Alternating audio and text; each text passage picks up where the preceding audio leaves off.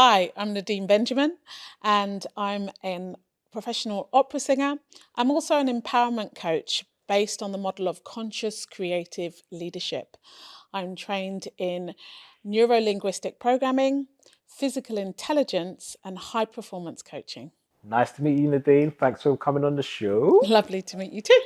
So, tell us, what is it you do today?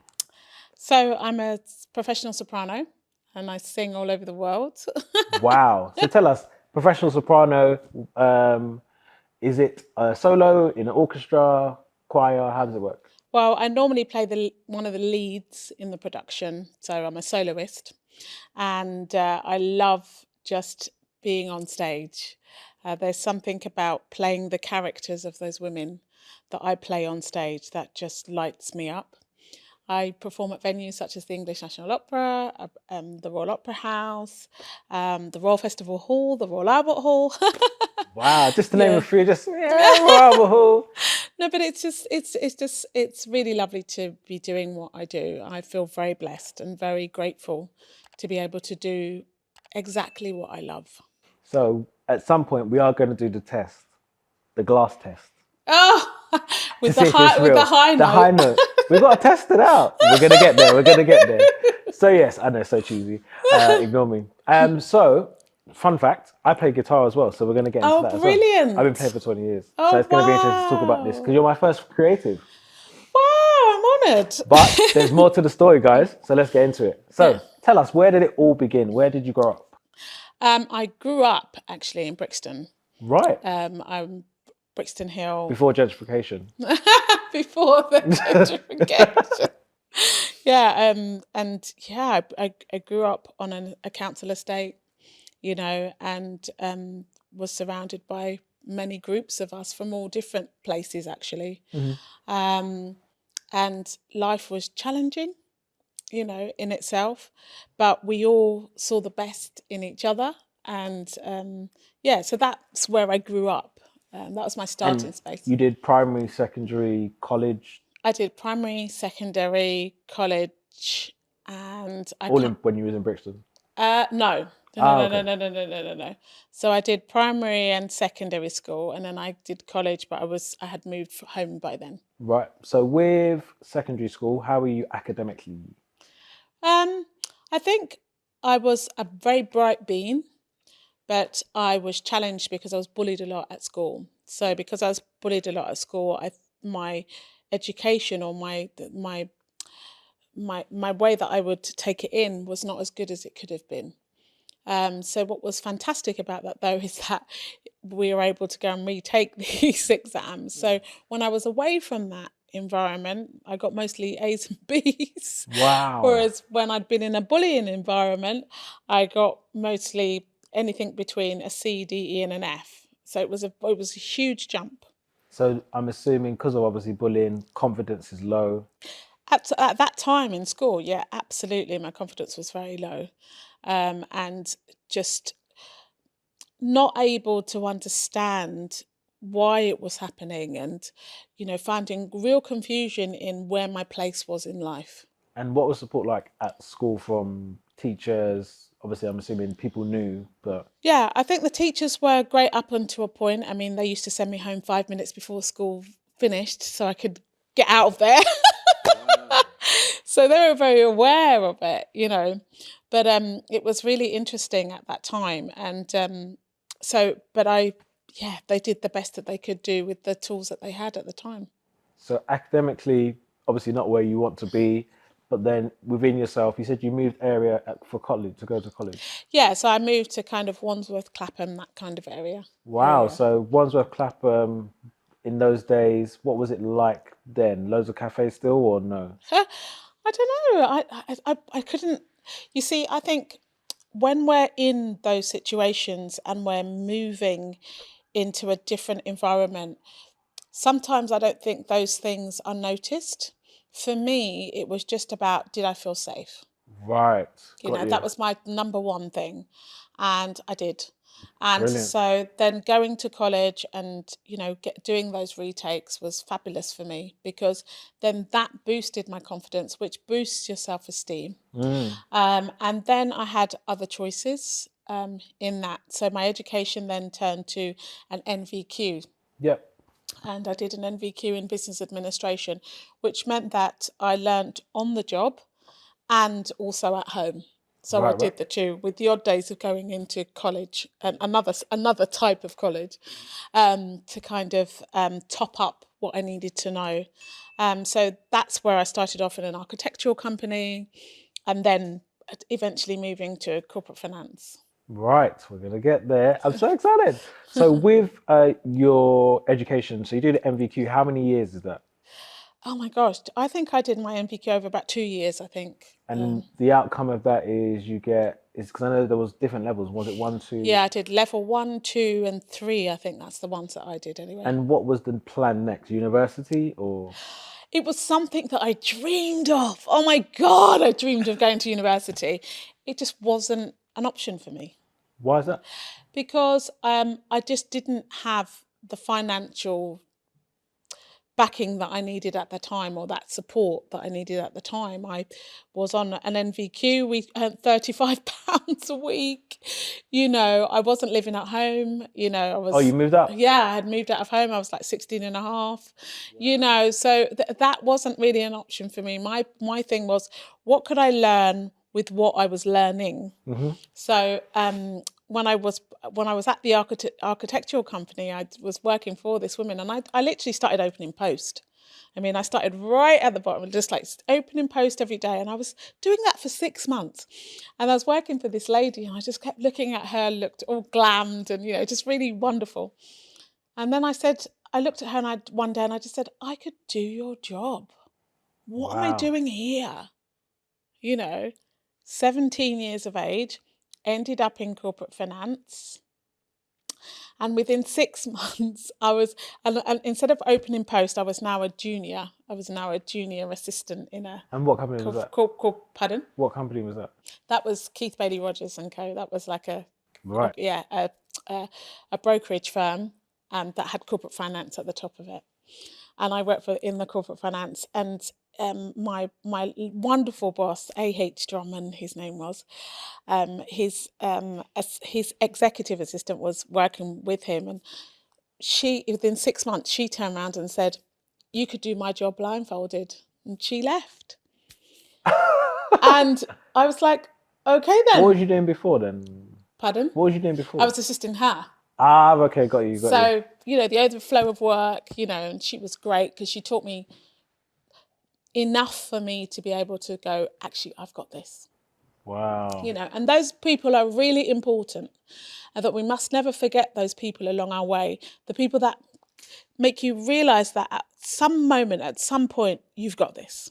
She was one of those people for me. So was my boss, actually, A.H. Drummond, but that's another story. But she left that Friday, and on the Monday morning... It's just you. No, in the Monday morning, I just sat in her desk. No one asked me to leave. There I was, executive assistant to the head of the company. And how big was the company employee-wise? There was 100 Wow. people. So, for me, that was, but it's that thing, isn't it? You just got to believe. In that moment, I just had nothing to lose. I was like a sponge. I really wished to move on. I loved what I did. I really honoured and respected the people that I worked for. And yeah, I was just like, let's go. I feel like we've gone really fast, and there's some things I want to pick up on. So you move out of home. Yeah. When you're 16. That's very difficult, that one. So can we talk about that a little bit? A little bit, yeah, absolutely. That was because I'm just thinking you've gone from an extreme, and we're not talking about like a decade. You're talking about 16, 17, yeah. And you're now working there for corporate finance. Yeah. And it's a great story, but so you move out at 16. Obviously, confidence is low, but you have enough confidence to say, "I'm leaving." Yeah. How do you even know where you're going to live? How do you navigate that? Again, you see, there's other people. Her name now goes out of my head, but I can see her. We had a community centre. Yeah. And in our environment, which again, they're not here anymore. Yeah. It breaks my heart that they're not here anymore. We had a community centre where the kids of the estate, we could go in, we'd play table tennis, or they'd take us on trips. We could go and do karate, all of that stuff where there was a place that we could have access to things that we wouldn't normally have access to. And one of the youth workers there was really brilliant with me, and she was able to get me into a YMCA. Right. Okay. So I moved into a YMCA into the women's block, and and that's where I started to live. Right, and then you had to pay your own way, isn't it? Yeah, I had to pay my own way from there on £35 a week. And So it seems almost impossible to do that now. I think it would be near enough. Yeah, So I don't think you could. was that just lodging and food? That was lodging and But how food. much was the rent? Cannot remember. If I'm totally honest, I can't remember. But I get, yeah, okay. Yeah, I cannot remember. But I know that I lived on £35 a week, and For how long until you got when you was assistant, the executive assistant? How long was? I think I stayed there just over a year. Okay. Yeah, and then I got my own place. And again, that was just a bed set. We and this is what I understand about our lives, that everything we do is in increments. And if you keep doing an increment, you get a compound. Right. That's true. So I went from a bed sit to, I think it was another bed sit, but in a better area. and then into a 1-bedroom flat, it was just slowly, I just moved and did one step after the other, really. But how do you pick yourself up, like in terms of confidence, to keep pushing yourself? Was there any external? Obviously, you got that youth worker was influential, but was within yourself, because obviously you've got your own narrative that you're kind of working with. How did you? What meat did you have? I don't know, because we didn't have a podcast then. So what was the motive? Like, where did you get that motive, that drive to push yourself? I have always had a huge drive with spirit and God and the universe. Right. And I always feel that there's somebody or something talking through me. My intuition, I just go with that. So you trust your intuition, even when you were that young? I didn't have a choice. Got it. There wasn't anybody that was going to pick me up. There wasn't anybody that was going to look after me. I had to do it. So when you're faced with a space where you just know that you've got absolutely no choice, you absolutely have to get on with it. There are some people I understand that just can't do that. Yeah, that's right. I really get it, yeah. But I was one of those people where I recognised that if I didn't start pedaling on that bike, I was going to fall off. And it was my responsibility to keep pedaling.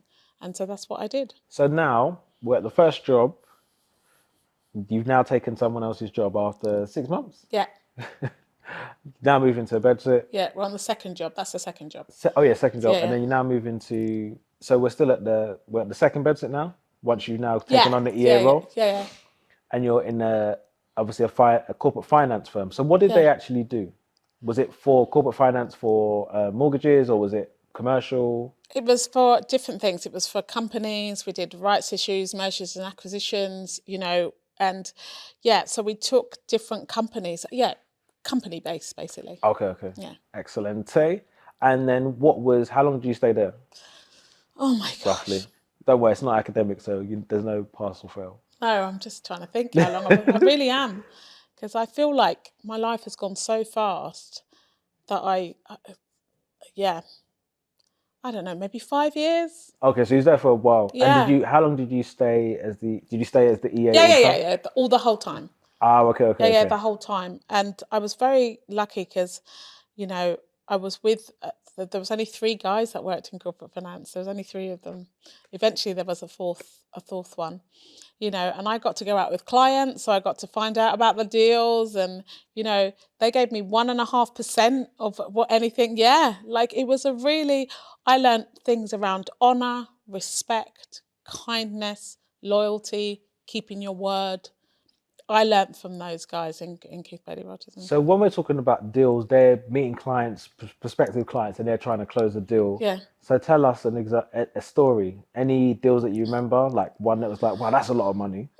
There's no deals that I specifically remember, but there are moments that I remember. Okay, sure. I remember, where we'd sometimes I would start at my desk sometimes around 6 a.m. in the morning, and we would You had to, or you chose to. I chose to. 6 a.m. Yeah. Going into the as Yeah. in sitting down. Sitting down at my desk. Yeah. I loved I think I'm a person, if I love what I do, I'm dedicated to it. Right. You know, I'm not somebody who does who goes into anything half. That's relationship, that's anything. I'm in. If I'm in, I'm in.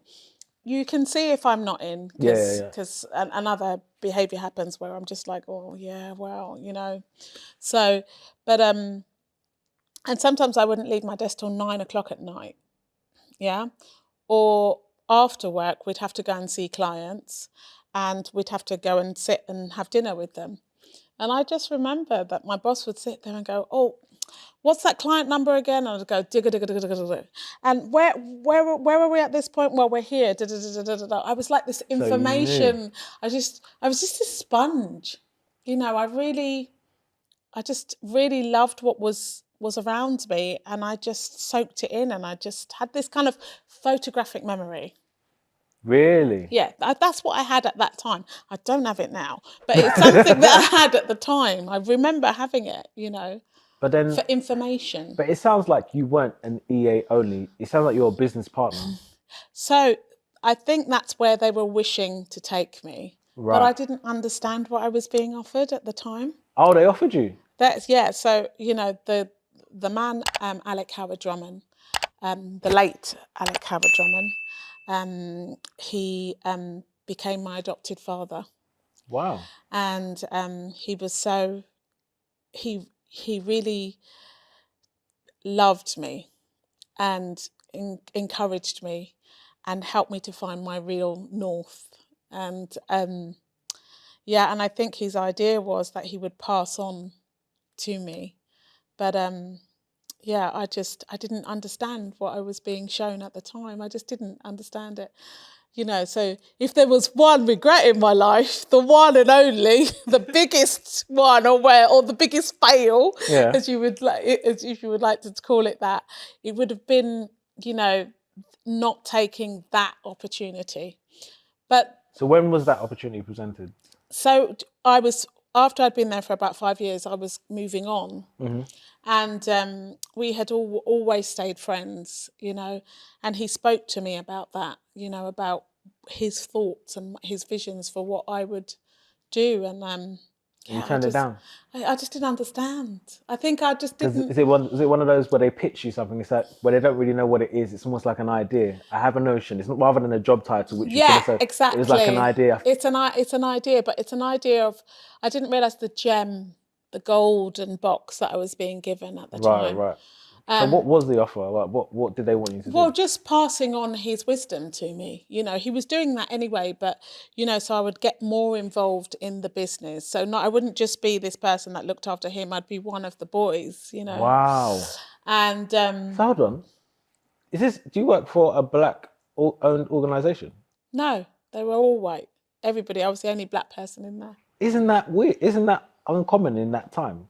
To have that. I don't know. Oh, because you only know what you know. I don't know. You see, this is what I'm saying. I just know that where I landed was with people that really cherished my intelligence, my energy, and my ability to get on with things and learn. I remember John Clark. He was, you know, and I was sitting at a desk with him, and I would type something up, and if I made one error, he would make me start it and do it all over again. So the level of attention to detail that they taught me was almost, I think, maybe unheard of. But they took that time with me. So then later on, I became more and more valuable because I understood what was expected of me. And I also had that same ethos, that same work ethic. It was it was a golden time. I'm really, really grateful for that, because what happens then is when I changed over to an artist, I know we'll come back to it, but when I changed over to an artist, I could literally pick that box of tools up and shift it over.